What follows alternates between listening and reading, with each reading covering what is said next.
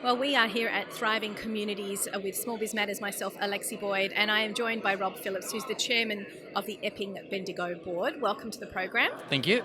Look, why is it that you guys are so involved in an event like this with Thriving Communities?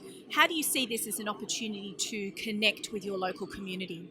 Well, we are the Epping Community Bank branch of Bendigo Bank, and as far as I'm concerned, the most important word in that title is community. And we are so proud to be able to sponsor this Thriving Communities event once again, which we have done in the past. This wonderful event brings so many different agencies and groups from our community who are working for the benefit of our community together in the one place. It's a wonderful opportunity for people to form networks and connections and, see what the possibilities are, see what, who knows what will turn up tonight. In fact, the certain events, these type of events that we've had in the past have brought out about some amazing opportunities across the sectors, and that is what we're on about. We are a franchisee of Bendigo and Adelaide Bank, but the difference is between us and the other big four banks is that according to our franchise agreement, we have to give back up to 80% of our net profits back to the local community. The community is what it's all about as far as we're concerned. We have a board of 9 directors who are all volunteers. Now, we're there to support our community. We're not there to raise the profits of Bendigo Bank. Obviously, if people come and bank with us, with our Epping Community Bank branch, then we do make profits. But from those profits is where our funding goes back to the community. And for all of us, that's what it's all about. I think another really fabulous thing about Bendigo Bank is what you see in a lot of regional and rural communities where a lot of the banks are pulling out. You tend to have more of a presence there, and you see yourselves intrinsic in the community and those values, and so you have a presence in those communities. That's as exactly well. right. And I mean the community bank model, as it's called, was started in 1998 down in Victoria, because so many of the big banks were withdrawing from the local communities. But now that the community bank model has spread to the cities, and we are an urban community bank branch, because the principle is what's called shared value.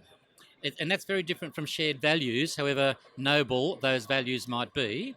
And it's also very different from corporate responsibility or social conscience.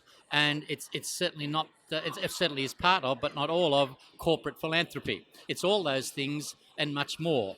It operates on the principle that a successful local community business is mutually interdependent with the well-being of its local community, and that's what it's all about. Yeah. And I can see a lot of, synergies with the values that are behind Thriving Communities events with what it is that you do. Is that why it was an obvious choice for you when it came to sponsorship? Well, it was very obvious. The idea of being able to support the community, and we have established our own networks. Our company's been going since 2004, and I must say that since that time, our branch, our local community company, has given back over $800,000 to local community projects. That's phenomenal. Yeah, that's wonderful. I mean, that would rival almost the state government funding that's out there. We're very proud of that. And that comes from our branch. And I must say, not from the Bendigo Bank as such. It comes from our local branch company.